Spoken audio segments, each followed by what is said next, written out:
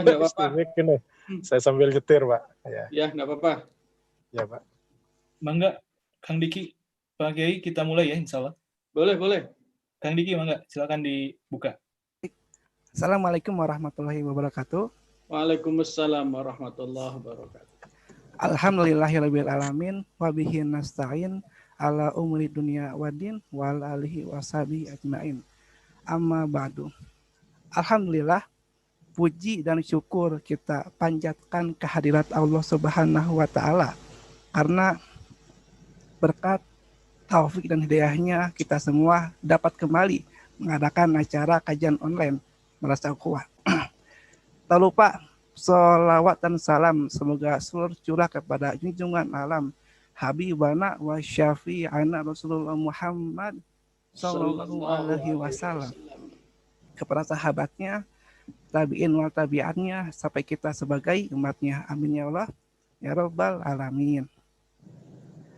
Alhamdulillah, kali ini kita akan sama-sama belajar mengenai materi komitmen memenuhi janji, yang insya Allah pematerinya adalah Kiai Haji Yusuf Muhammad SQ.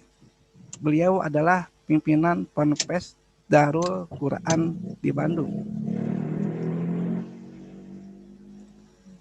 Baik, semoga Allah Subhanahu wa taala memberikan Pak Kiai kesehatan selalu. Amin. Agar senantiasa dapat memberikan kepada kita semua ilmu yang bermanfaat. Amin ya Allah ya rabbal alamin. Nah, baik, untuk mengefisiensi waktu, kita langsung saja kepada pemateri ya. Pak Kiai sudah siap ngisi kajian? Baik. Alhamdulillah. Baik, kepada Pak Kiai, waktu dan tempat dipersilahkan. Tafadhol. Alhamdulillah. Dik, tes dulu ya tayangannya ya. Baik. Sudah muncul? Belum, Pak. Belum? Coba dibuka di situ kan? Harus dibukanya dari situ. Ya, saya buka.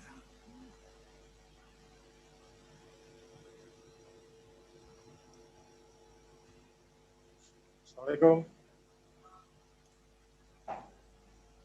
Waalaikumsalam warahmatullahi wabarakatuh.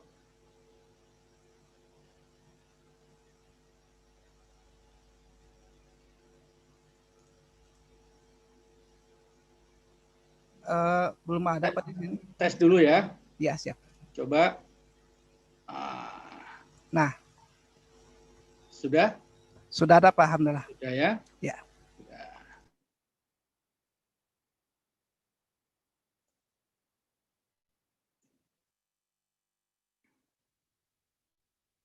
Oke, kita mulai. Bismillahirrahmanirrahim.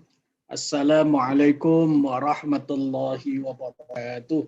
Waalaikumsalam warahmatullahi wabarakatuh. Alhamdulillahilladzi anzalal Qur'ana hudal lil muttaqin. Salatan wa salaman ala sayyidina wa maulana Muhammadin wa ala alihi wa sahbihi wa manittaba'ahu ila yaumiddin. Allahumma rzuqna fahman nabiyyin wa hifdzal mursalin wa ilhamal malaikatil muqarrabin. Rabbi syrah li sadri wa yassir li amri wahlul 'uqdatam min lisani yafqahu qawli. Rekan-rekan sekalian, Diki dan kawan-kawan, Pak Abdul Rahman dan seluruh jajaran yang saya hormati, yang Allah muliakan, Bapak Ibu barangkali ikut mengikuti kajian ini dimanapun berada, yang saya hormati, yang Allah muliakan. Alhamdulillah, kita lanjutkan kajian kita pada malam hari ini. Tempo hari kita sudah menyelesaikan tema amanah, ya. Tema amanah sudah, kemudian tema disiplin sudah. Sekarang wujud dari amanah itu apa? Nah, wujud dari amanah adalah al-wafa. Al-wafa itu komitmen tinggi, memenuhi janji secara sempurna. Itu terjemahan yang lengkap. Ya, al-wafa. Kalau tulisan Arabnya itu wawu, fa, kemudian alif bengkok, ya, wafa. Ya. Jadi itu kalau bahasa Arabnya begitu. Nah, artinya terjemahannya adalah al-wafa itu merupakan salah satu akhlak Al-Quran yang artinya komitmen tinggi seseorang untuk memenuhi janji secara sempurna. Jadi tidak sekedar memenuhi janji, tapi memenuhi janjinya secara sempurna. Ya, itu namanya al-wafa. Nah, dalam kajian ini ada beberapa pokok bahasan yang akan kita lalui. Yang pertama, al-wafa dalam bahasa Al-Quran. Nah, ini nanti kita tahu mirip-mirip dengan kata wafat. Ya, kata wafat. Wafat itu arti lain atau bahasa lain dari maut, kematian. Nanti kita lihat kenapa Al-Quran menggunakan di samping al-maut menggunakan kata wafat. Nah, kata wafat itu satu akar kata dengan wafa yang artinya komitmen tinggi memenuhi janji secara sempurna.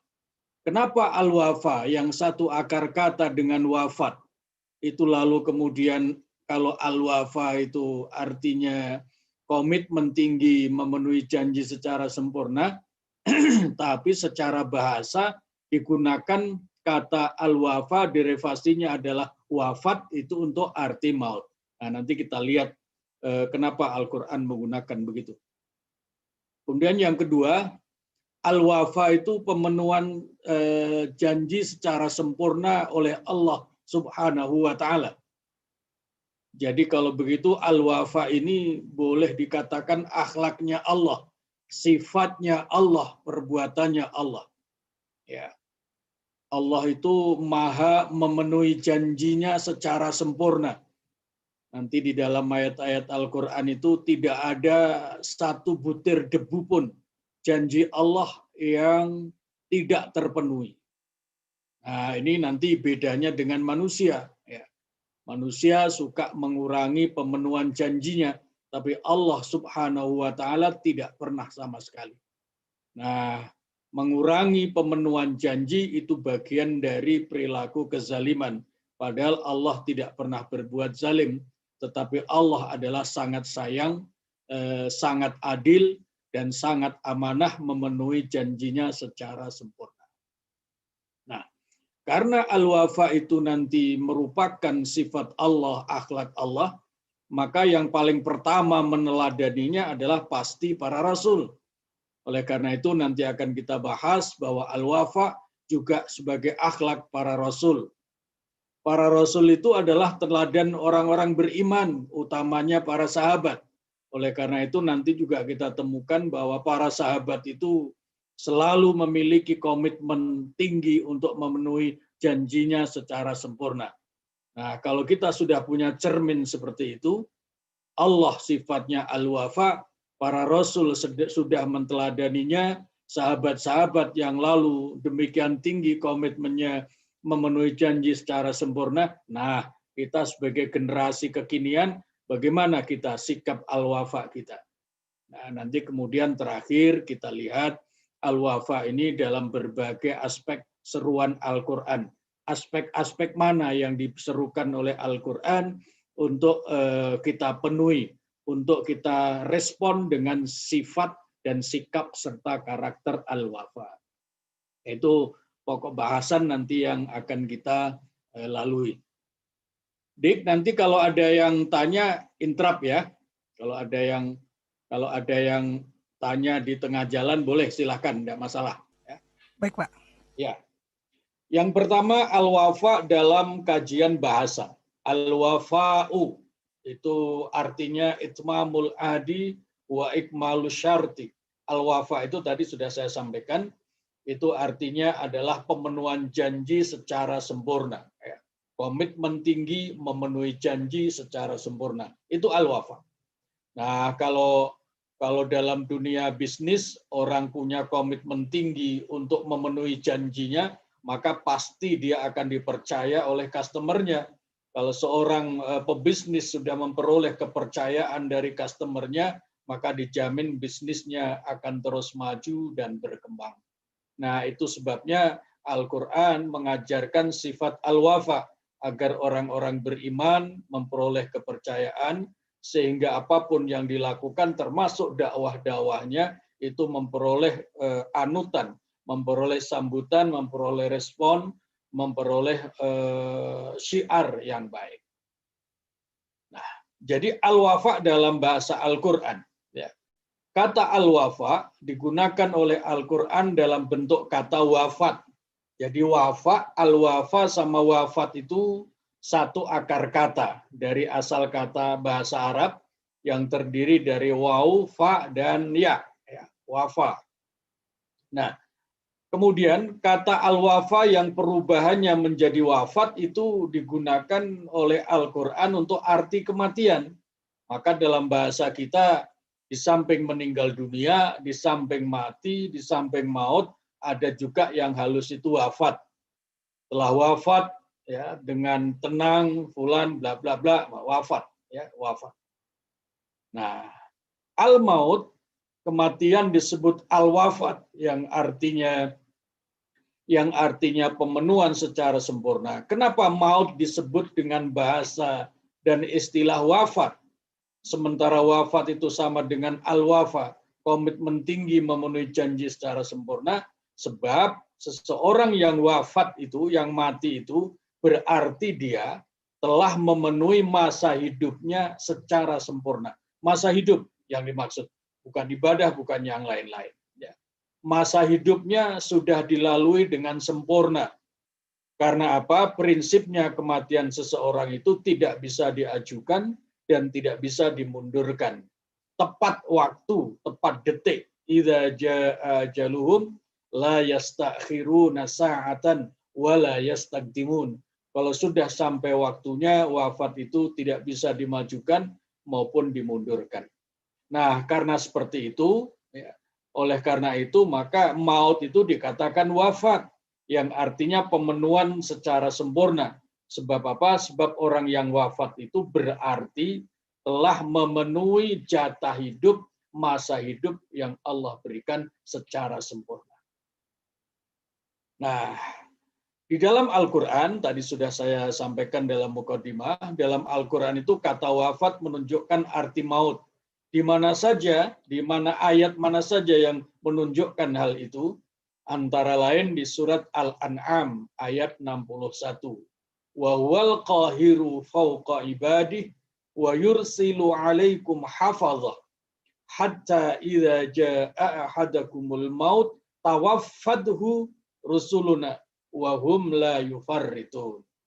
Dan dialah Allah yang mempunyai kekuasaan tertinggi di atas segala-galanya, dan diutusnya kepadamu malaikat-malaikat penjaga, sehingga ketika datang kematian seseorang, maka para malaikat itu mewafatkan. Nah, jadi malaikat itu tepat waktu. Tidak ada istilah memajukan wafatnya seseorang, tidak ada istilah memundurkan kematian seseorang. Nah, karena kematian itu artinya seseorang telah sempurna pemenuhannya, memenuhi jatah hidupnya, tidak kurang tidak lebih, maka yang sempurna seperti itu dikatakan tawaffadhu, wafat. Ya, wafat. Mati disebut juga wafat, itu juga disebutkan di dalam surat Az-Zumar. Jadi ini kita sedang mempelajari kata maut yang diistilahkan oleh Al-Quran dengan kata wafat. Kata wafat itu satu akar kata dengan al-wafa, yang artinya pemenuhan janji secara sempurna. Nah, ini antara lain dikatakan juga, difirmankan juga di dalam surat Az-Zumar. Allahu yatawaffa. Perhatikan itu bacaannya. Allahu yatawaffal anfusa khina mautiha wallati, itu yang ada tulisan merah itu, yatawaffa. Allahu yatawaffal anfusa hina mautiha wallati lam tamut fi manamiha. Yang bisa menghayati, memahami bahwa al-wafa itu oleh Al-Quran digunakan istilah wafat itu kesamaan makna, kesamaan akar kata, kalau bisa membaca tulisan Arabnya memang. Sebab kalau di tulisan Latinnya beda. Al-wafa kalau tulisan Latinnya itu pemenuhan janji secara sempurna. Sementara kalau di dalam Al-Quran itu wafat. Nah, wafat kalau dalam tulisan Latin kan beda banget, jauh. Ya. Makanya baca tulisan Arabnya. Yatawaffal anfusa hina mautiha wallati lam tamut fi manamiha. Allah mewafatkan diri seseorang ketika datang saatnya mati, dan memegang jiwa orang sebelum mati. Pada saat kapan? Pada saat tidurnya. Jadi orang tidur itu diistilahkan wafat sesaat, mati sementara. Kalau Allah berkenan, maka dikembalikan kehidupannya sehingga besok harinya bisa bangun atau malam harinya bangun. Tapi kalau Allah berkehendak lain, maka jiwa itu, roh itu kemudian digenggam oleh Allah, maka bangunnya menjadi innalillahi wa inna ilaihi raji'un. Nah, ayat ini rekan-rekan sekalian oleh Syekh Asy-Syirbasi di dalam karyanya Akhlaqul Quran itu memberikan penjelasan wasummiyal mautu, maut dikatakan wafat listifa'il mayyit muddatahu allati wufiyat lahu. Wafat itu, maut dikatakan wafat karena peristiwa wafat itu berarti sang mayit telah memenuhi jatah hidupnya secara sempurna. Nah, ini letak kesamaannya antara al-wafa dan wafat. Nah, wafat menunjukkan arti maut juga disebutkan di dalam surah An-Nisa. Kalau rekan-rekan nanti tadarus sampai surah An-Nisa, juga akan menemukan ayat yang menggunakan kata wafat, yang artinya maut, itu sama dengan pemenuhan secara sempurna jatah kehidupannya.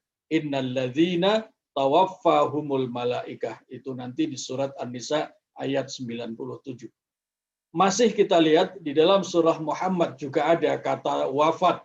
Tawaffadhumul malaikatu yadribuna wujuhahum wa adbarahum. Ini ayat menceritakan betapa dahsyatnya orang-orang yang tidak suka dan tidak iman kepada Rasulullah, kepada kitab, itu wafatnya dipukul oleh malaikat dari belakang, dari depan. Ya, kami akan mematuhi kamu dalam beberapa urusan, sedang Allah mengetahui rahasia kalian. Bagaimanakah keadaan mereka ketika malaikat mewafatkan mereka sambil memukuli muka mereka dan punggung mereka. Nah, ini matinya orang-orang munafik. Itu luar biasa. Ya. Matinya orang munafik itu sedemikian sakit. Ini dijelaskan di dalam surah Muhammad. Malaikat ketika mewafatkan mereka, itu tidak begitu mudah. Ya, makanya sampai dipukul mukanya, dipukul punggungnya, itu untuk supaya rohnya keluar. Nah, itu kata wafat. Nah, di dalam ayat yang lain, misalnya di surah An-Nahl, kita juga masih menemukan istilah wafat dalam pengertian maut di surah An-Nahl ayat 31-32. Masih di dalam penggunaan kata wafat yang artinya maut.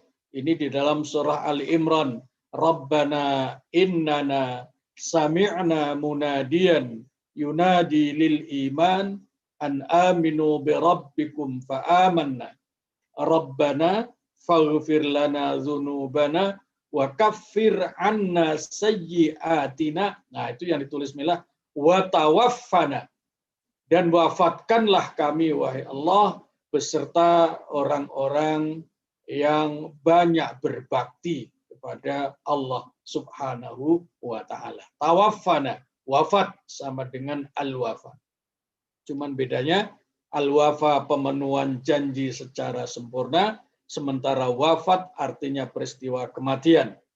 Lagi-lagi perlu kita pahami kenapa kematian diistilahkan wafat, padahal wafat itu al-wafa itu artinya pemenuhan janji secara sempurna, karena orang yang wafat itu berarti telah memenuhi seluruh jatah hidupnya, baik umur maupun rizki yang Allah berikan. Ya, termasuk rizki.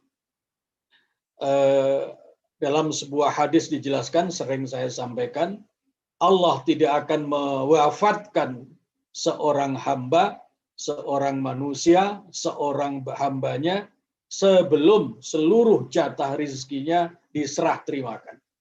Maka kalau masih ada hayat di kandung badan, berarti rizki, jatah rizkinya masih ada. Jatah rizkinya masih ada. Oleh karena itu tidak perlu khawatir soal rizki, sepanjang masih hidup jatah rizki masih ada. Karena Allah janji tidak akan mewafatkan seseorang sebelum jatah rizkinya diberikan. Semuanya. Nah, ini juga di dalam doa surat Al-A'raf, wafat menunjukkan arti al-maut. Rabbana afrigh alaina sabran wa tawaffana. Ya.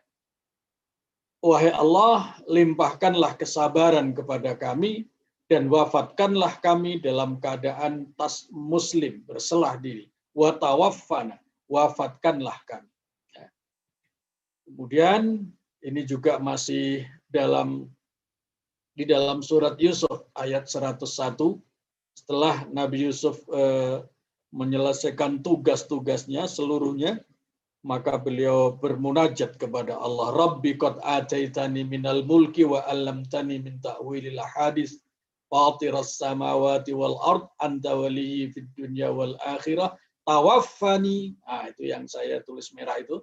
Tawaffani artinya wafatkanlah hamba musliman dalam keadaan muslim. Nah, ini menunjukkan muslim bukan hanya istilah untuk umat Muhammad, tetapi umat dan nabi terdahulu istilahnya orang-orang yang taat juga disebut sebagai muslim.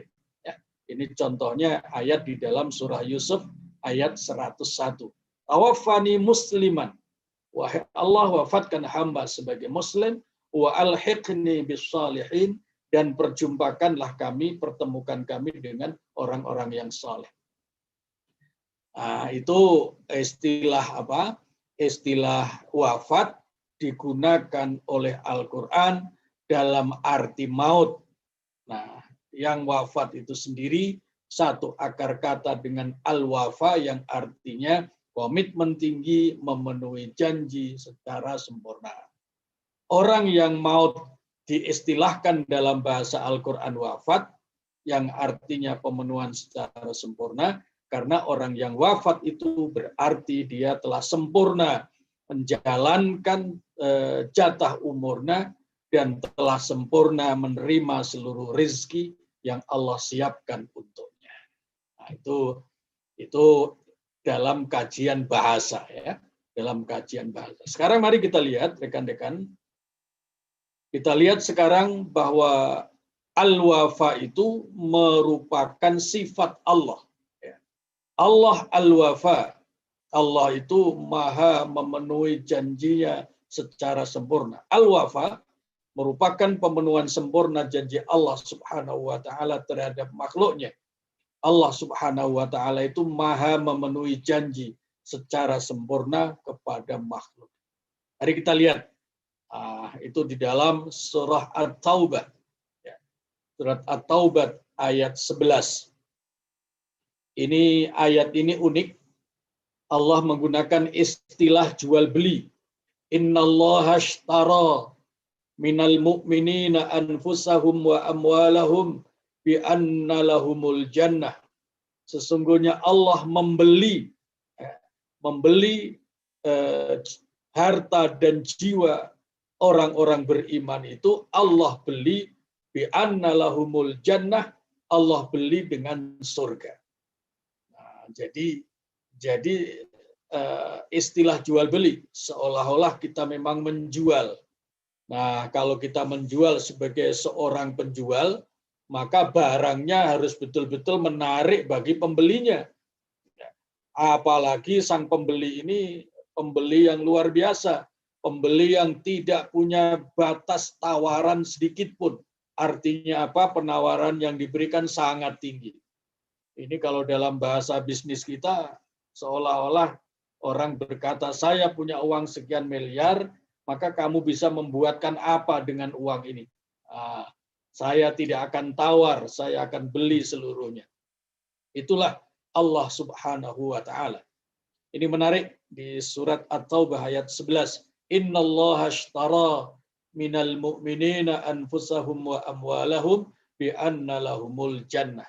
Jadi kalau mau berbisnis dengan memperoleh pembelian yang tinggi, maka berbisnislah dengan Allah Subhanahu wa Ta'ala. Karena pembelinya pembeli yang luar biasa, maha kaya tanpa batas. Nah, tapi itu tadi, supaya mau membeli, maka barang dagangan kita harus dagangan yang paling baik, supaya benar-benar sesuai dengan harga yang disiapkan. Nah, di dalam ayat itu, lihat yang saya tulis merah itu, waman aufa bi'ahdihi minallah. Dan siapakah yang lebih menepati janjinya dibandingkan Allah Subhanahu wa Ta'ala? Tidak ada. Tidak ada. Yang paling tepat janji, maha memenuhi janji adalah Allah Subhanahu wa Ta'ala. Oleh karena itu, bagi orang beriman dan berilmu tidak ada alasan ragu. Tidak ada alasan ragu. Nah, ayat-ayat seperti ini nanti hubungannya dengan ayat-ayat yang berkaitan dengan amal saleh.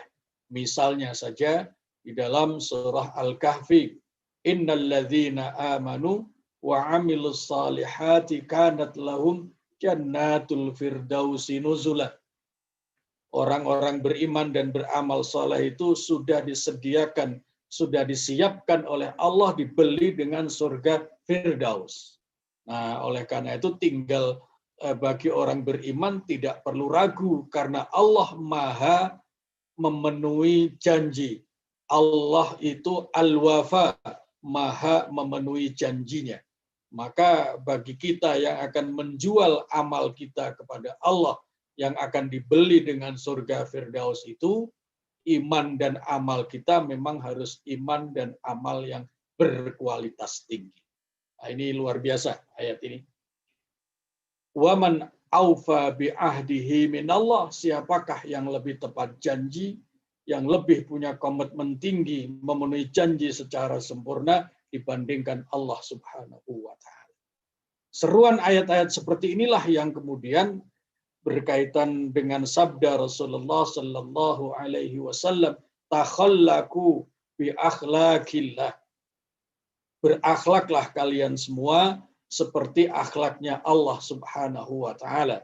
Kalau Allah itu al-wafa, maha punya komitmen tinggi, memenuhi janji secara sempurna, maka berarti Rasul menganjurkan kita untuk menirunya. Nah, kalau kita bisa meniru yang Allah miliki, yang Allah lakukan, berarti kita akan memperoleh kecintaan Allah Subhanahu wa Ta'ala. Masih Allah Subhanahu wa Ta'ala memenuhi janji secara sempurna. Ya, tidak ada komitmen memenuhi janji secara sempurna, ya. Tidak komitmen memenuhi janji secara sempurna merupakan perbuatan zalim. Nah, itu ayat. Maka kalau amanah salah satunya adalah wujudnya itu al-wafa, memenuhi janji, maka orang yang tidak amanah, tidak memenuhi janji, itu merupakan perbuatan zalim. Nah, salah satunya ayat di surah Ali Imran ayat 57. Wa ammal ladzina amanu wa 'amilus salihati, perhatikan yang tulisan merah, fayuwaffihim, ya, memenuhi secara sempurna amal-amal mereka. Wallahu la yuhibbuz zalimin. Allah tidak menginginkan, tidak menyintai orang-orang yang zalim. Nah, ini ada rahasianya. Kenapa ayat ini berbicara iman, amal soleh yang disempurnakan, dipenuhi pahalanya, kemudian tiba-tiba ujung ayatnya Allah menyatakan bahwa Allah itu tidak menyintai orang-orang yang zalim. maksudnya Allah tidak akan melakukan kezaliman. Maka Allah juga tidak menyintai orang-orang yang zalim. Siapakah di antara orang yang zalim itu? Orang yang zalim salah satunya adalah orang yang tidak memiliki karakter al-wafa, yang tidak memenuhi komitmen janjinya secara sempurna. Ya. Masih Allah Subhanahu wa taala Maha bersyukur. Nah, ini yang barangkali rada asing istilahnya. Biasanya yang diserukan bersyukur itu adalah manusia. Tapi ini yang maha bersyukur adalah ternyata Allah Subhanahu wa taala. Nah, lagi-lagi sesuai hadis Nabi tadi, karena ini merupakan sifat Allah maha bersyukur itu, maka layak diteladani manusia. Sehingga di dalam Al-Quran orang yang bersyukur berarti meniru perbuatan Allah, maka Allah menyintai mereka dan kemudian orang yang bersyukur itu wujudnya diberikan tambahan karunia sesuai dengan janji Allah. Innal ladzina yatluna kitaballah wa aqamus salata wa anfaqu mimma razaqnahum sirran wa alaniyatan yarjuna tijaratan lan tabur. Itu yang kemudian tulisan merahnya. Liyuwaffihim ujurahum wa yaziduhum min fadlih. Ujung ayatnya innahu ghafurun syakur. Allah maha pengampun, ya, maha memberikan ampunan, kemudian Allah juga maha bersyukur. Artinya apa? Menambah kepada mereka karunia-karunia. Ya, itu kata ayat yang menunjukkan bahwa Allah itu maha bersyukur, menerima amal-amal mereka dengan balasan yang lebih baik. Nah, ini tadi itu ayat yang tadi itu, setelah Allah Subhanahu wa taala berfirman memenuhi pemberian pahala secara sempurna, kemudian Allah Subhanahu wa taala berfirman memberikan tambahan karunia-Nya, ya. Wa yaziduhum min fadlih. Jadi tulisan merah itu ada dua kalimat, liwafiyahum ujurahum, untuk menyempurnakan ganjaran bagi mereka, kemudian wa yaziduhum min fadlih, kemudian ditambahi. Tidak sekedar 100 dibalas 100, tapi dibalas lebih banyak lagi. Nah, maksudnya apa? Ini berarti Allah kemudian berfirman, setelah Allah Subhanahu wa taala berfirman memenuhi pemberian secara sempurna, kemudian Allah Subhanahu wa taala berfirman memberikan tambahan karunia-Nya. Nah, setelah itu kemudian Allah berfirman maha mengampuni dan maha bersyukur. Ini ayat ini memberikan petunjuk atau contoh bahwa cara bersyukur yang benar adalah dengan meningkatkan pengabdian, dengan meningkatkan ibadah, tambahan-tambahan ibadah, dan dengan demikian akan mendapatkan maghfirah Allah Subhanahu wa taala. Itu cara bersyukur. Jadi melalui ayat tadi Allah menyatakan dirinya maha bersyukur, itu memberikan pelajaran bagi kita. Cara bersyukur itu adalah meningkatkan, ya, pengabdian, salah satunya meningkatkan pengabdian kepada Allah Subhanahu wa taala. Nah, ini Allah juga maha memenuhi hak. Ya, kalau tadi itu memberikan balasan pahala secara sempurna, al-wafa bentuknya memberikan pahala sempurna. Nah, sekarang ini al-wafa dalam pengertian sifat Allah yang memenuhi hak makhluknya.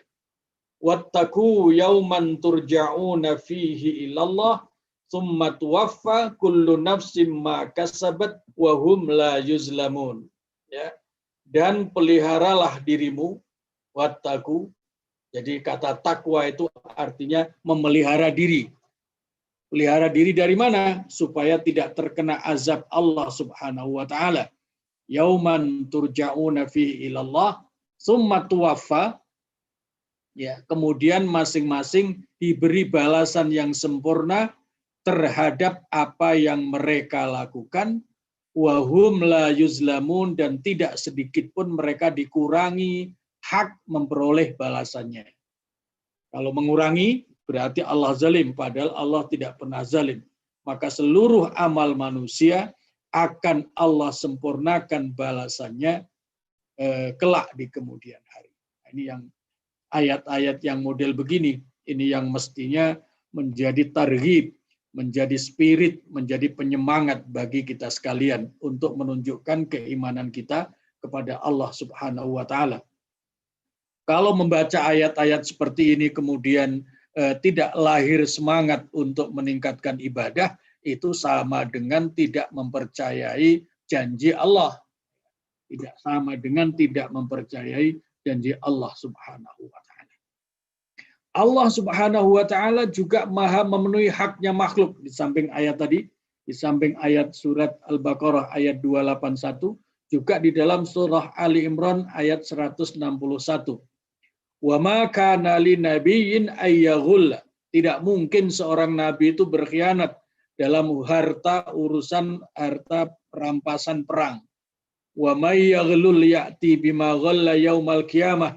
Barang siapa yang berkhianat, curang di dunia, maka kelak itu semua akan didatangkan akibatnya di hari akhirat. Kemudian apa? Summa tuwaffa kullu nafsin ma kasabat wa hum la yuzlamun. Kemudian tiap-tiap diri, tiap-tiap orang akan diberikan balasan secara penuh, tidak ada sedikit pun yang dikurangi, dan tidak ada satu orang pun yang dizalimi. Ayat ini memberikan petunjuk salah satu perbuatan zalim adalah apabila tidak memenuhi janji, tidak memenuhi hak orang secara sempurna. Nah, ini banyak kasus kalau berkaitan dengan yang seperti ini. Seorang yang memiliki pembantu rumah tangga, maka termasuk zalim manakala dia mengurangi haknya, mengurangi gajinya, mengurangi yang seharusnya diserah terimakan. Ya. Itu salah satu orang yang punya pekerja juga begitu. Orang yang punya anak buah, yang punya pekerja, bisa saja mereka berbuat zalim dalam pengertian tidak memenuhi hak-hak mereka. Tidak memiliki al-wafa. Kemudian di surah Ali Imran, ya, ini ayat ini juga menarik. Biasanya kalau ada peristiwa kematian itu sedih, ya. Tetapi sesungguhnya dalam pandangan spiritual, dalam pandangan rohani, dalam pandangan hati yang beriman, maka kematian itu tidak semata-mata merupakan peristiwa yang menyedihkan. Karena di balik peristiwa kematian itu Allah hendak menyempurnakan pahala mereka. Kullu nafsin dha'iqatul maut. Tiap-tiap yang berjiwa akan merasakan mengalami kematian. Dan sesungguhnya pada hari kiamat ya, disempurnakan pahala-pahala itu. Nah, ini kalimatnya adalah berarti di balik kematian itu Allah memang menghendaki akan menyempurnakan pahalanya kelak di hari kiamat. Pertanyaannya, orang wafat kan tidak langsung hari kiamat. Dia ada di tempat transit namanya alam kubur. Apakah ini juga merupakan bagian dari cara Allah untuk segera memberikan balasan amal baik? Iya. Iya. Karena salah satu isi dari hasanah akhirat dalam doa yang sering kita baca, Rabbana atina fid dunya hasanah wa fil akhirati hasanah wa qina azabannar, itu salah satu kebaikan akhirat itu adalah nikmat di dalam kubur. Jadi orang yang wafat itu memang wafat, suasananya menyedihkan, tetapi di balik wafat itu ada yang membahagiakan. Apa maksudnya? Allah ingin segera memberikan balasan amal baiknya. Amal baiknya. Nah, salah satu balasan amal baiknya, orang kalau sudah wafat kemudian sudah dimakamkan, itu salah satu nikmat kubur itu adalah tiap pagi dan sore sudah diberikan izin untuk melihat jalan yang menuju surga. Wah, itu kenikmatan yang luar biasa, ya, kenikmatan yang luar biasa. Saya sering memberikan contoh kalau seseorang mau rekreasi ke tempat yang sangat diidam-idamkan, maka baru melihat jalan yang menuju pintu gerbang, itu rasanya senangnya bukan main. Padahal belum juga masuk. Nah, apalagi yang namanya pemandangan surga. yang keindahannya tidak bisa dibandingkan apapun keindahan yang pernah dilihat, dirasakan oleh manusia. Nah, itulah rahasianya. Di balik kematian yang sepertinya menyedihkan itu, ada karunia besar ketika di alam kubur, yaitu adalah melihat pemandangan surga salah satunya. Ya. Wafauna. Allah Subhanahu wa Ta'ala juga maha memenuhi hak makhluk. Itu disebutkan di dalam juga surat Az-Zumar. Wa wuffiyat kullu nafsim ma amilat wa huwa a'lamu bima yaf'alun. Dan disempurnakan bagi tiap-tiap diri, tiap-tiap jiwa apa yang telah mereka kerjakan pada amal-amal mereka. Dia Allah lebih mengetahui apa yang mereka kerjakan. Allah maha mengetahui amalan manusia, dan kemudian Allah lah yang maha mampu memberikan balasan secara sempurna. Ini beberapa ayat yang menunjukkan bahwa Allah maha memenuhi haknya makhluk. Allah memiliki sifat al-wafa. Salah satunya lagi ayat Al-Ahqaf ayat 19. Kemudian satu lagi itu di ayat An-Najm ayat 39 sampai 41. Wa allaisa lil insani illa ma sa'a wa anna sa'yahu sawfa yura thumma yujzahul jazaa'al awfa. Ya. Dan bahwasanya seorang manusia tidak memperoleh sesuatu kecuali yang telah mereka amalkan, mereka usahakan, dan bahwasanya usaha itu akan diperlihatkan kepadanya di kelak di hari akhirat, kemudian memperoleh balasan yang sempurna, jazaa'al awfa. Lagi-lagi yang saya tulis merah itu, rekan-rekan lihat, itu adalah kata al-wafa. Dan ini merupakan salah satu ayat yang menunjukkan bahwa Allah Subhanahu wa Ta'ala itu al-wafa, maha memenuhi janji. Maha memenuhi janji. Kemudian, nah tadi saya sampaikan di awal bahwa kalau Allah sudah memiliki sifat al-wafa seperti itu, maka kemudian yang paling pertama niru tidak lain adalah para rasul. Para rasul meneladani sifat-sifat Allah sesuai dengan hadis Nabi tadi. Takhallaku bi akhlaqillah, berakhlaklah kalian seperti akhlaknya Allah. Kalau Allah itu al-wafa, punya komitmen tinggi, memenuhi janjinya secara sempurna, maka berusahalah untuk seperti itu. Nah, karena para rasul itu tidak sekedar menyampaikan dakwah tapi juga teladan, maka di samping bersabda seperti itu, para rasul juga telah melakukannya. Nah, salah satu ayat di dalam surah An-Najm, am lam yunabba bima fi suhufi Musa wa Ibrahim alladzi waffa. Ya, itu ayat ini menjelaskan bahwa Nabi Ibrahim itu adalah seorang nabi yang wafa, menyempurnakan, memenuhi janji-janjinya. Nah, salah satu janji yang dipenuhi oleh Nabiullah Ibrahim sehingga dia layak menyandang predikat seorang nabi yang memiliki al-wafa, itu adalah salah satunya pernah berjanji dia akan berkorban, ya, taat kepada Allah dengan melaksanakan korbannya. Wa idzibtala Ibrahim rabbuhu bikalimatin fa'atammahunna. Jadi Nabi Ibrahim itu selalu memenuhi janji, meniru karakter Allah, maka dia memperoleh predikat kekasih Allah. Nah, di samping Nabi Ibrahim itu juga putranya, Nabiullah Ismail, itu juga berjanji. Wadhkur fil kitabi Ismail innahu kana sadiqal wa'di wa kana rasulan nabiyya. Dan ceritakanlah wahai Muhammad tentang kisahnya Ismail di dalam Al-Quran, sesungguhnya ia adalah orang yang benar janjinya.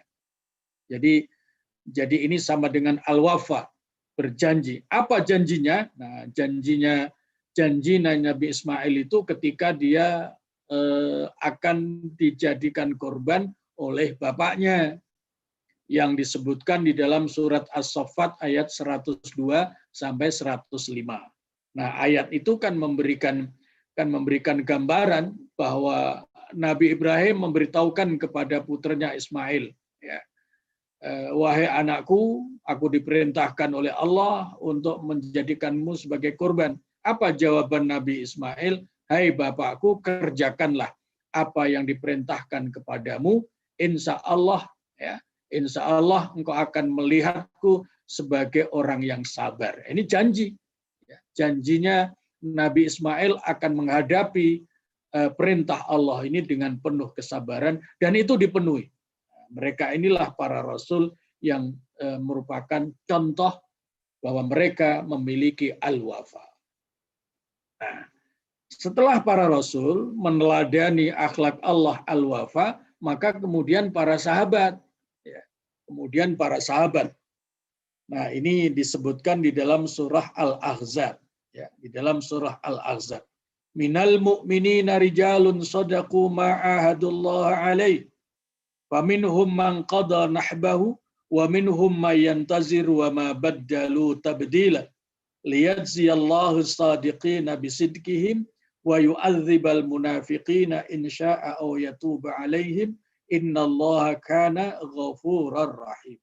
Mari kita lihat kasusnya surat Al-Ahzab ayat 23 sampai 25 ini. Sebelum ke sana, lihat yang tulisan merah itu, sodaku ma'ahadullah alaihi. Di antara orang-orang beriman itu ada orang-orang yang menepati, ya, menepati apa yang telah mereka janjikan kepada Allah Subhanahu wa Ta'ala. Jadi ayat ini berkaitan dengan seseorang yang sudah pernah berjanji, tetapi pada satu tahap belum memenuhi janjinya, tapi dia tetap punya komitmen tinggi untuk memenuhi di waktu yang lain. Nah, ini akhlaknya para sahabat.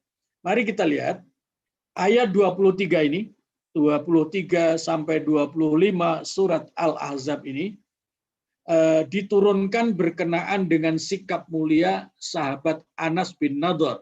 Ya, ada nama sahabat Anas bin Malik, ada nama sahabat Anas bin Nadhr. Kebetulan sahabat Anas bin Nadhr yang berkaitan dengan pewahyuan ayat 23 surat Al-Ahzab ini tidak lain adalah pamannya sahabat Anas bin Malik.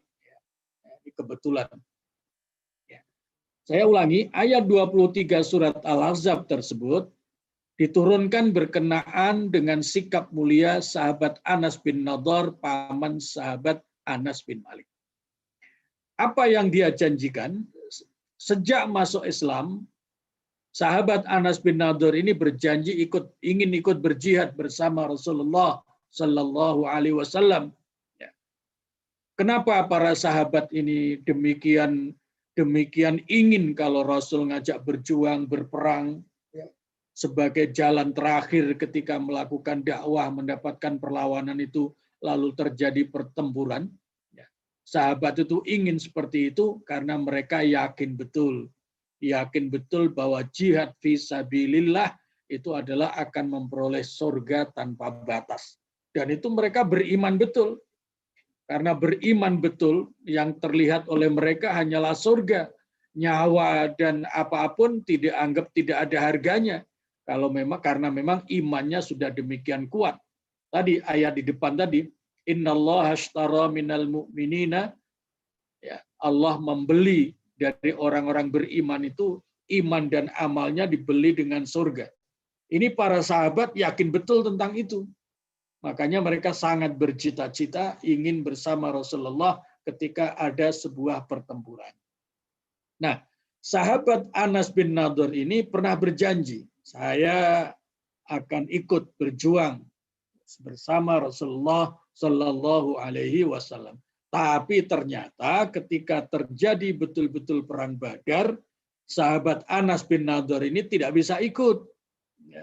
Sudah terlanjur janji, tapi ternyata ada halangan ikut. Apa yang kemudian dia lakukan? Yang kemudian dia lakukan adalah sahabat Anas ini meskipun sudah tertinggal dalam pertempuran Badar, ya, itu membuat dirinya sedih karena berarti terlambat atau tidak jadi ikut bertempur itu sama dengan tidak jadi memperoleh surga, kehilangan. Makanya ini menjadi peristiwa yang sangat menyedihkan. Tapi peristiwa yang menyedihkan itu oleh sahabat Anas bin Nadhr tidak dijadikan kemudian pantang menyerah, tidak. Ya, dia tidak mau menyerah. Ya, dia justru tidak mau menyerah. Maka ketika ada berita, ya, Rasulullah Shallallahu Alaihi Wasallam menyiapkan pasukan untuk pertempuran Uhud, ya, setelah perang Badar itu ada perang Uhud, maka sahabat Anas bin Nadhr ini segera bergegas menyiapkan diri. Nah, ketika sedang semangatnya menyiapkan diri untuk ikut serta dalam pertempuran Uhud itu, tiba-tiba datang seorang sahabat namanya Sa'ad bin Mu'adz. Nah, maka Sa'ad bin Mu'adz itu tanya kepada sahabat Anas bin Nadhr, wahai Abu Amr.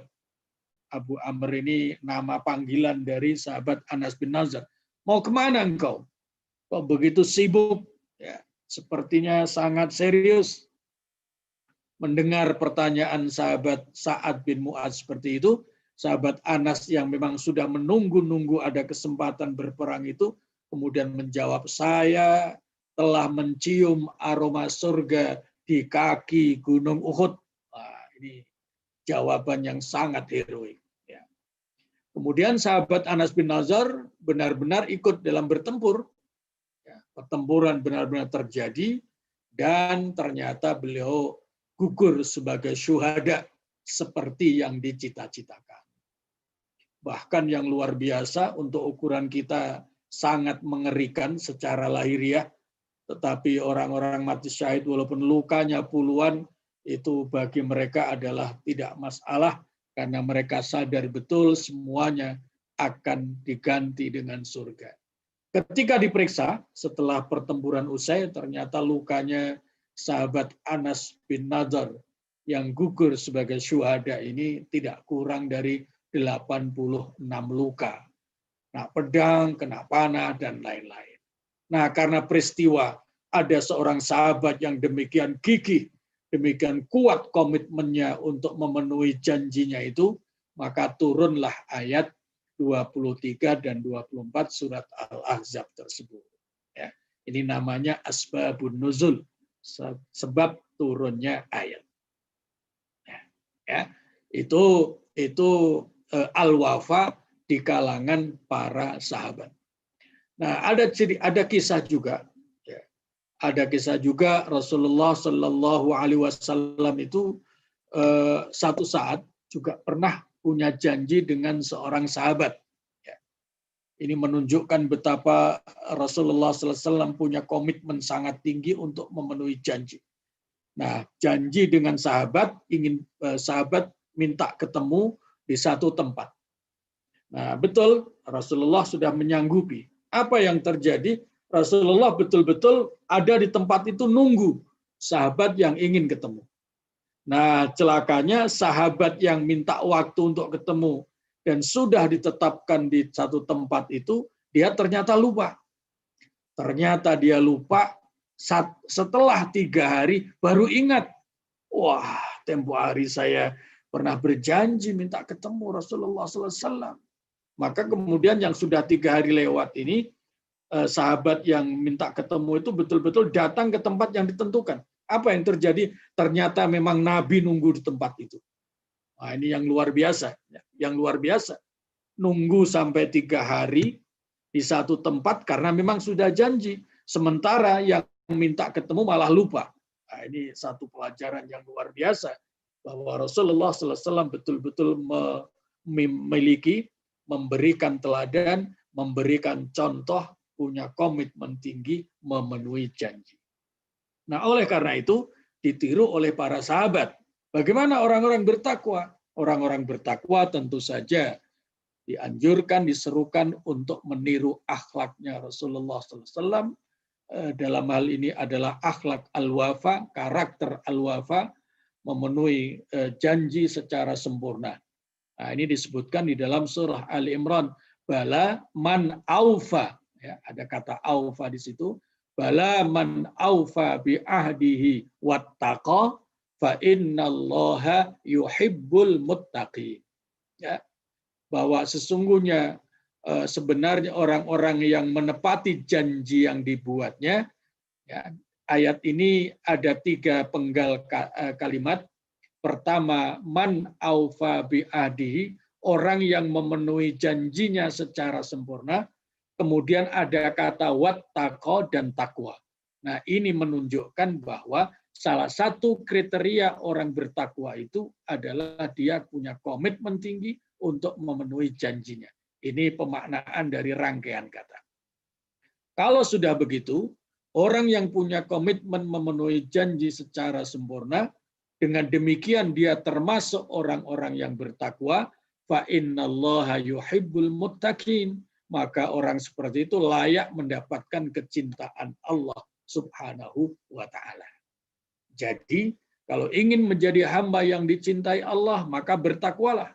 Nah, salah satu wujud takwa adalah wafa, memenuhi komitmennya, memenuhi janji secara sempurna. Memiliki komitmen tinggi dalam memenuhi janji secara sempurna merupakan salah satu karakter yang dicintai oleh Allah, maka dia akan memperoleh mahabbah kecintaan Allah Subhanahu wa taala. Al-wafa, karakter orang beriman, ini juga disebutkan di dalam surat Al-Fatah, ya, Al-Fatah.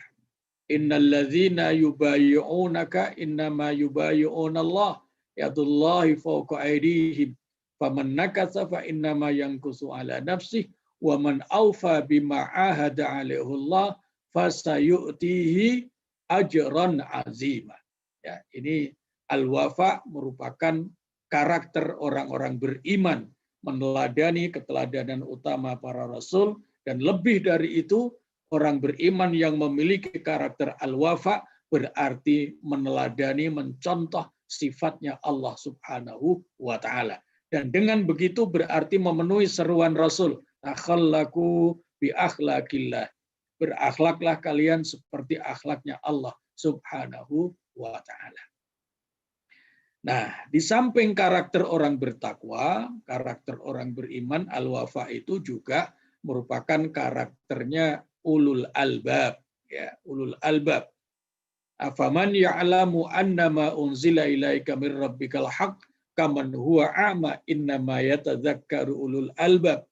Siapakah ulul albab itu? Alladzina yufuna bi ahdillah. Ulul albab, orang-orang yang memiliki kecerdasan spiritual yang tinggi, itu adalah mereka yang memenuhi janjinya kepada Allah. Maka sebaliknya, orang yang tidak memenuhi janjinya kepada Allah secara sempurna, berarti dia tidak sampai kepada level ulul albab. Nah, ulul albab ini sama dengan di surah Ali Imran. Ya. Ciri ulul albab yang di sana adalah alladzina yadhkurunallaha qiyaman wa ala junubihim, ya. Qiyaman wa qu'udan wa ala junubihim.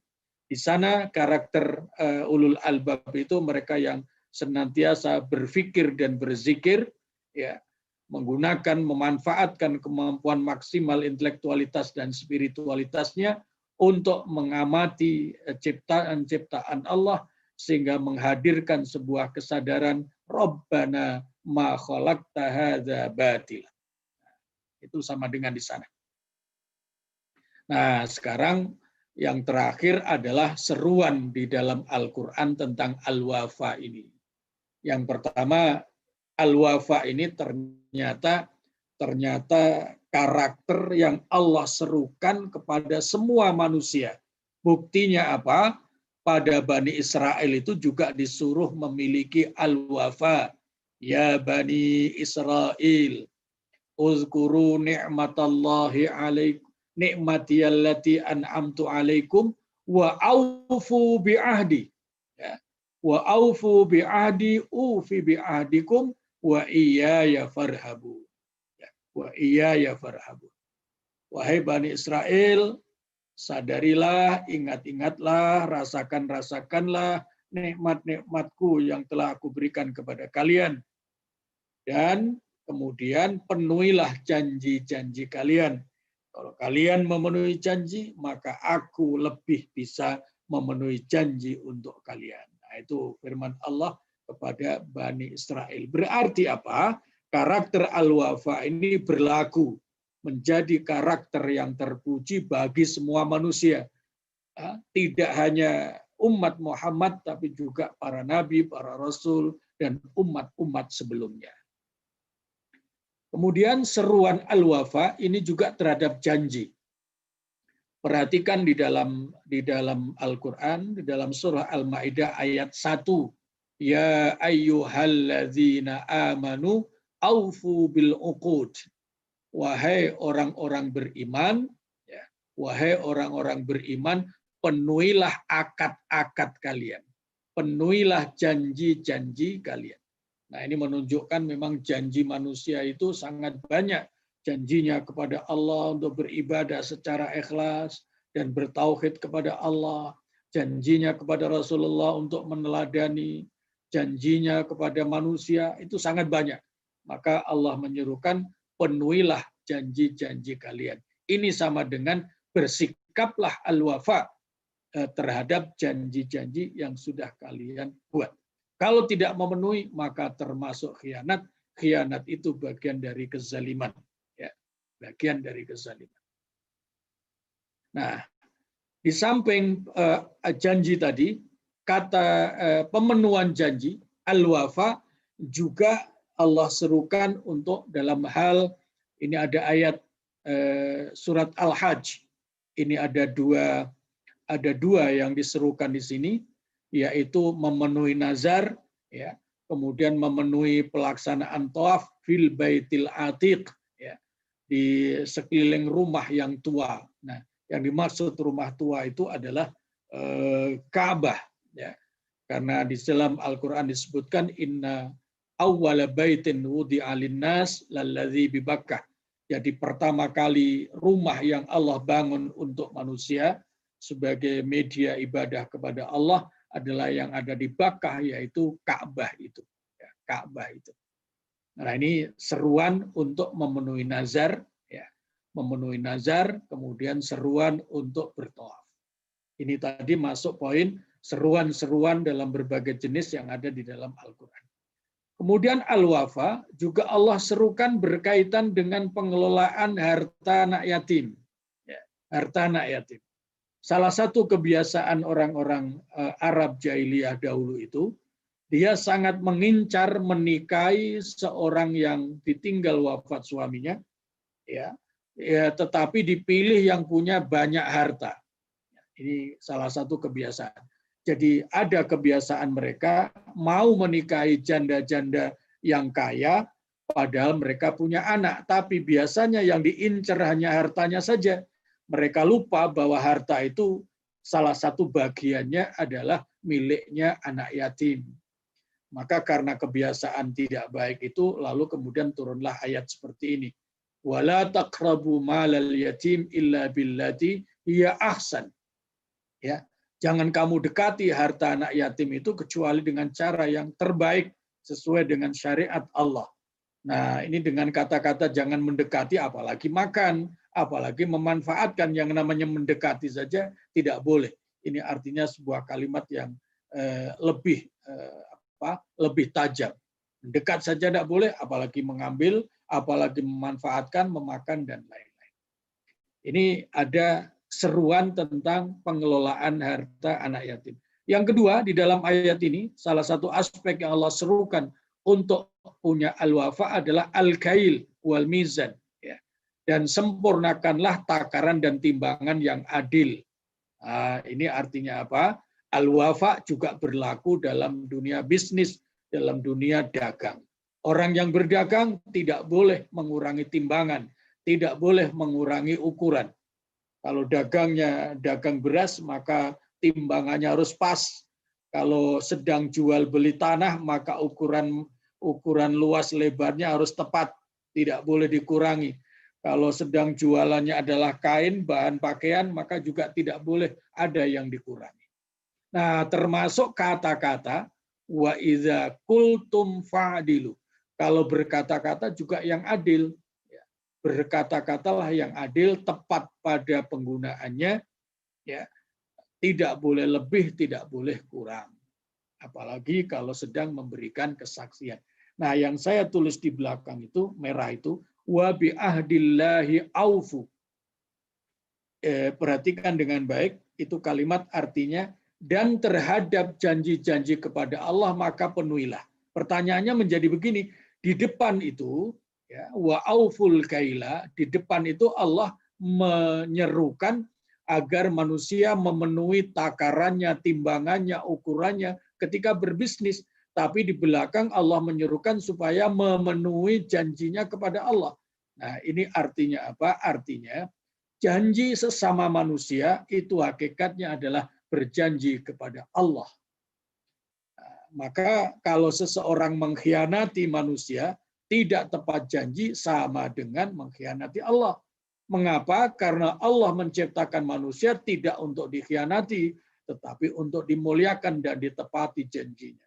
Di ayat yang lain, walaqad karramna bani Adam, dan saya telah memuliakan keturunan anak Adam. Salah satu kemuliaannya tidak boleh dicederai janjinya, kalau sudah berjanji harus ditepati. Siapa yang tepat janji antar sesama manusia, sama dengan dia tepat janji kepada Allah.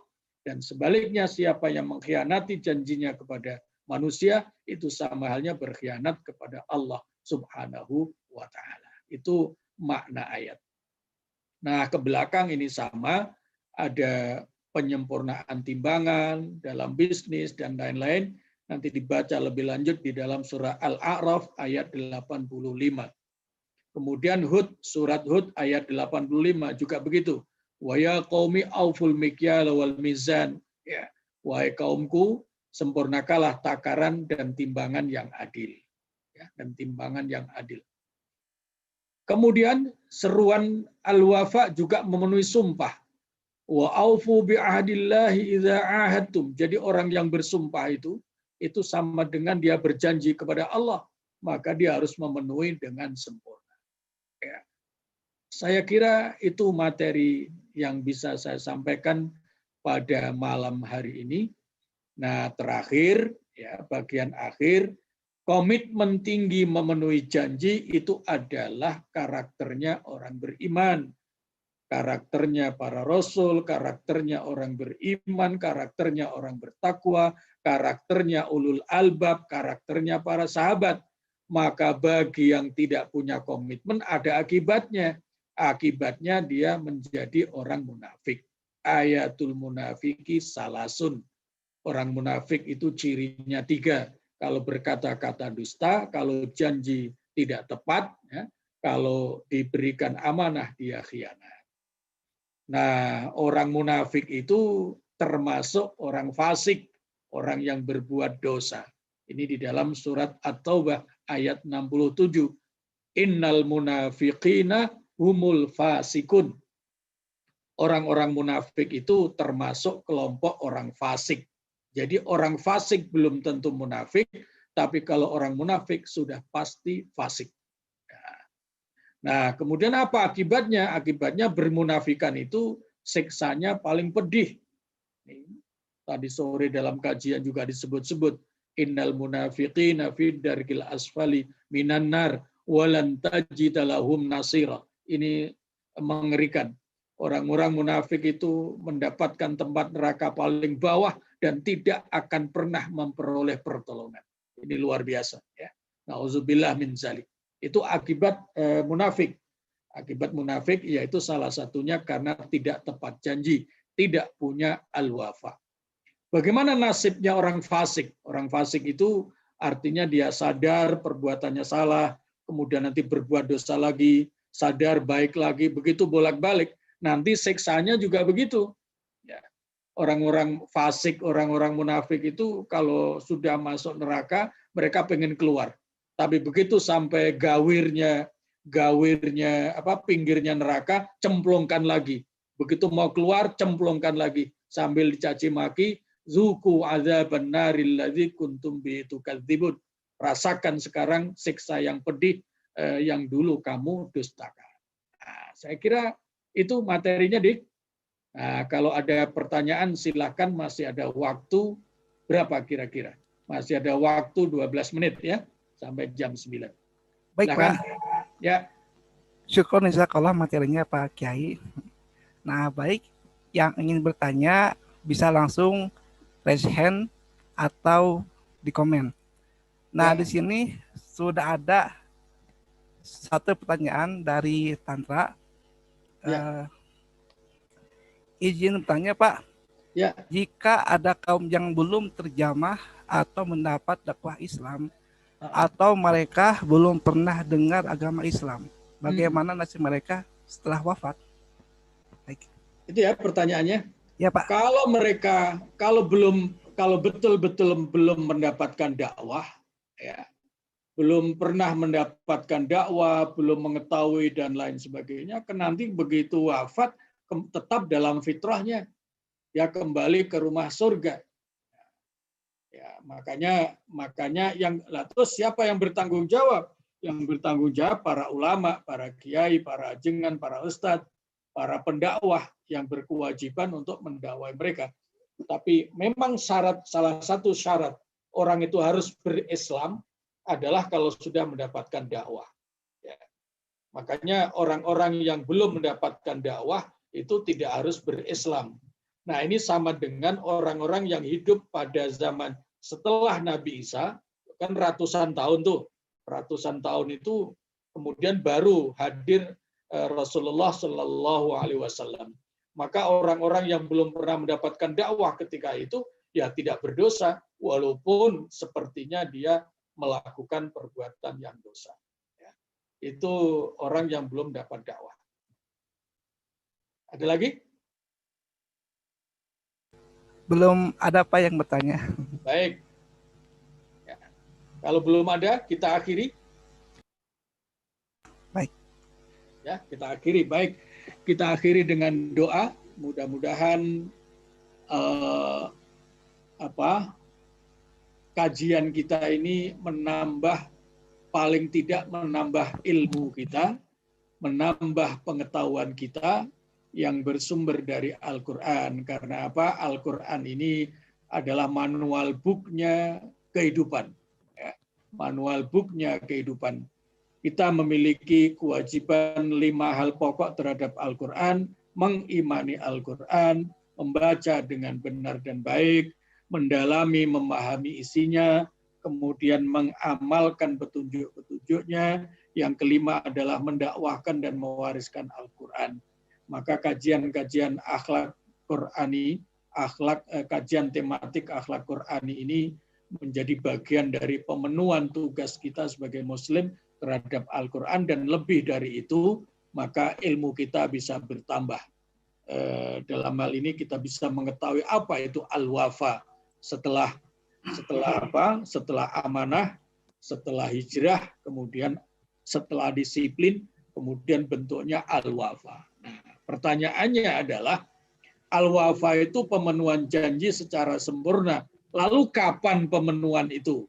Nah, nanti ada materi berikutnya adalah al-musara'ah ilal khair, bersegera dalam hal melakukan kebaikan, termasuk segera dalam hal pemenuhan janji. Orang memenuhi janji, janjinya dipenuhi, tapi kalau ditunda-tunda itu artinya tidak sempurna. Ya. Makanya nanti ada al-musara'ah.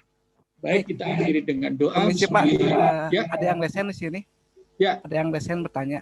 Baik. Untuk Kang Samsu Arifin bisa di-unmute ya. Silakan bertanya. Assalamualaikum Pak Kiai. Waalaikumsalam warahmatullahi. Alhamdulillah. Alhamdulillah Pak, kita udah jelas, tapi ada pertanyaan mengenai yang pertama al-wafa yang mengenai umur. Jadi umur manusia itu kan udah dipastikan, nggak bisa ditunda. Tapi sedangkan untuk saat ini pernah saya dengar umur bisa diperpanjang dengan kita banyak silaturahmi, banyak bersedekah. Nah itu gimana Pak? Untuk mengenai yang pertama tadi kan umur udah pasti. Jadi kita lahirnya hari apa, meninggalnya hari apa. Tapi dan suatu ayat menjelaskan bahwa umur bisa diperpanjang dengan kita banyak silaturahmi dan bersedekah. Menurut Pak Kiai gimana Pak itu? Terima Ya. kasih Pak. Assalamualaikum Nah, warahmatullahi wabarakatuh. Waalaikumsalam. Ini pertanyaan bagus ya, pertanyaan bagus. Umur diperpanjang, ya. Bahkan ada doa yang bisa merubah, ya, yang bisa merubah. Jadi umur itu sudah pasti, tapi karena umur itu juga yang Allah yang berikan, maka bisa ada perubahan-perubahan. Nah, contoh kasusnya adalah apa buktinya bahwa umur itu bagian dari takdir. Nah, takdir itu yang bisa merubah adalah doa. Nah, gitu ya. Jadi umur itu kenapa bisa dirubah? Karena umur itu bagian takdir. Ya. Takdir bisa dirubah. Rubahnya apa? Dengan doa. Nah, salah satu contoh doa kunut. Nah, hafal doa kunut. Allahumma dini fi man hadait, wa afini fi man afait, wa tawallani fi man tawallait, wa barik li fi ma a'tait. Nah, yang kelima, wa qini bi rahmatika syarra ma qadait. Nah, pelihara jagalah aku wahai Allah dari kodok kodar yang buruk. Nah, jadi kodok kodar itu sudah pasti terjadi, tapi bisa dijaga, bahkan bisa dirubah salah satunya dengan doa. Nah, kasus merubah kodok kodar dengan doa itu pernah dilakukan oleh Rasulullah SAW. Nah, kebetulan sahabat yang mengalaminya itu tadi, sahabat Anas bin Malik. Sahabat Anas bin Malik itu waktu umur 5 tahun ditinggal wafat bapaknya. Kemudian oleh ibunya dibawa kepada Rasulullah SAW, diserahkan untuk dididik. Pokoknya terserah Rasul. Nah, begitu. Nah, karena apa? Menyadari ibunya ini serba tidak ada hidupnya. Ya Rasulullah, saya ini hidupnya serba tidak ada, bukan serba ada. Anas ini sudah ditinggal mati bapaknya, Pak Malik. Saya khawatir pendidikannya tidak terurus, agamanya tidak baik. Oleh karena itu saat ini saya bawa ke hadapanmu, mohon untuk diterima. Ternyata diterima oleh Rasulullah SAW. Wah, betapa senangnya ibunya itu. Nah, kemudian setelah diterima oleh Rasulullah, Anas ini dicium ubun-ubunnya oleh Nabi. Kemudian setelah ibunya mau pamit. Nah, tapi sebelum pamit, ibunya minta, ya Rasulullah, saya bersyukur, berterima kasih. Anas ini Rasul berkenan menerima. Ya, tapi sebelum saya tinggal, saya minta didoakan. Nah, ternyata doanya Nabi itu, Allahumma aktsir malahu wa waladahu. Wahai Allah, jadikan Anas ini nanti kelak menjadi orang yang banyak hartanya dan banyak anaknya. Wa atil umurahu, dan panjangkan usianya, ya. Wa adkhilhul jannah, dan masukkan surga. Jadi ada 3 doa yang diberikan oleh Rasulullah untuk Anas yang masih kecil ini. Nah, sebelum saya lanjut, berarti Rasul kan pasti tahu Anas ini sudah umur 5 tahun. Berarti kan takdirnya sudah ditulis ketika ada di perut ibunya kan? Ketika umur 120 hari, itu suratan takdir sudah selesai. Tapi kenapa Nabi berdoa? Nah, gitu. Ini menunjukkan bahwa doa itu mampu merubah takdir. Nah, lalu apa yang terjadi? Anas bin Malik ternyata menjadi orang kaya, walaupun kecilnya hidup serba tidak ada. Kemudian anaknya juga banyak. Ya, anaknya banyak. Ketika sahabat Anas bin Malik wafat ini, anaknya itu sudah mencapai hampir 300 orang.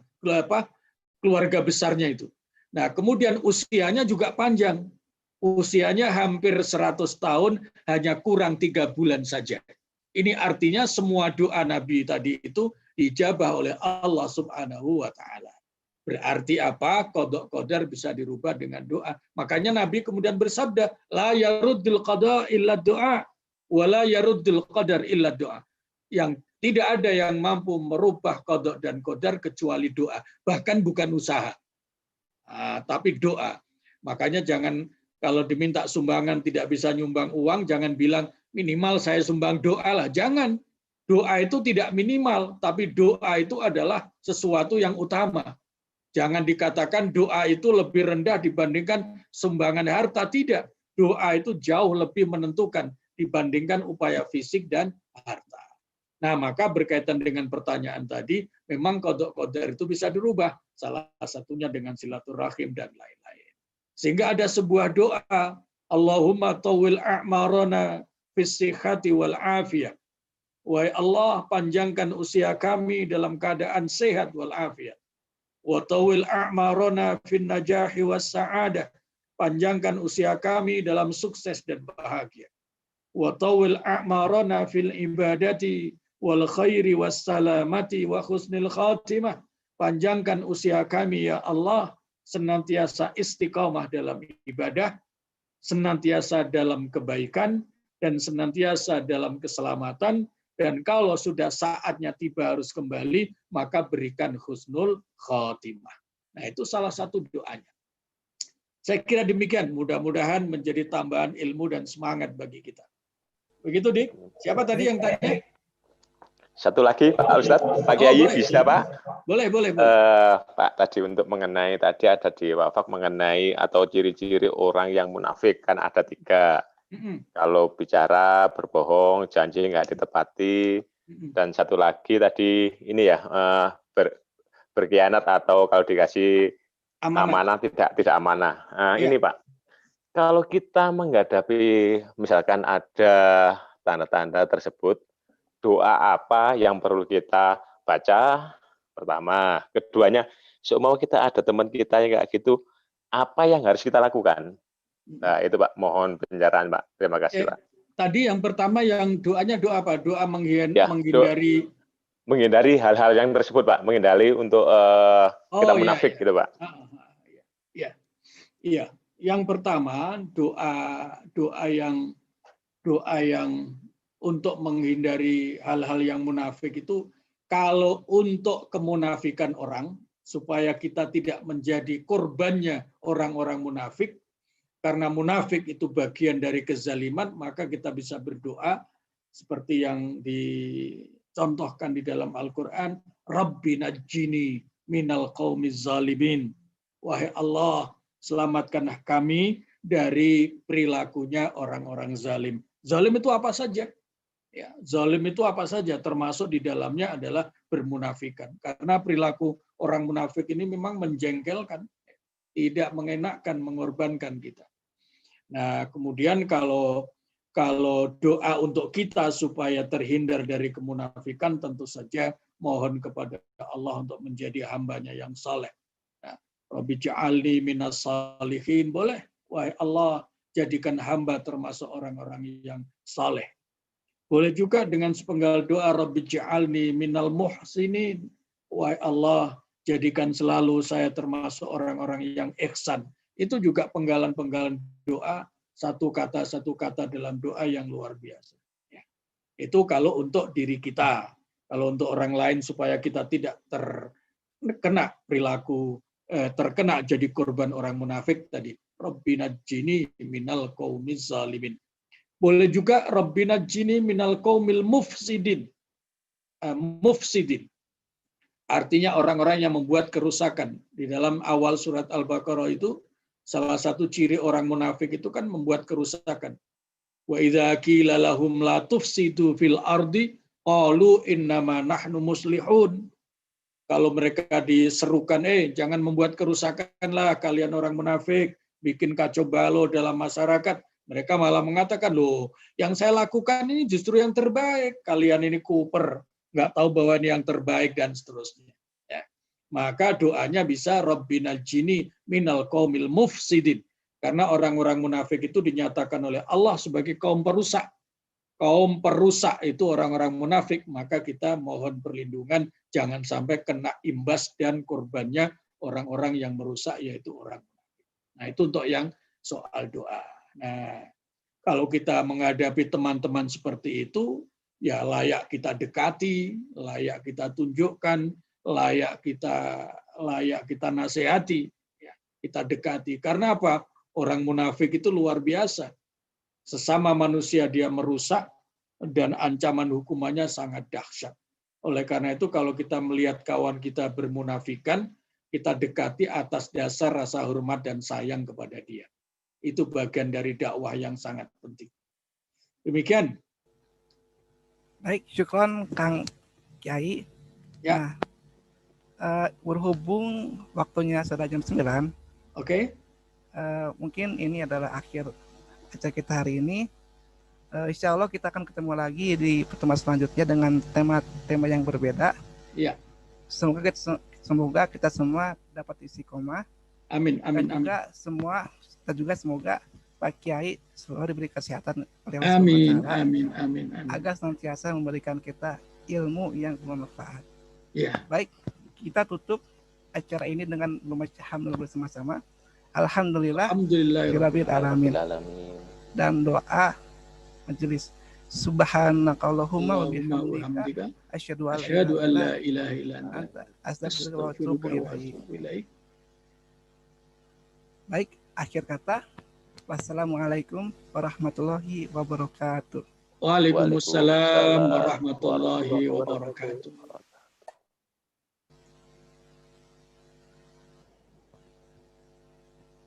Saya N ya. Siapa?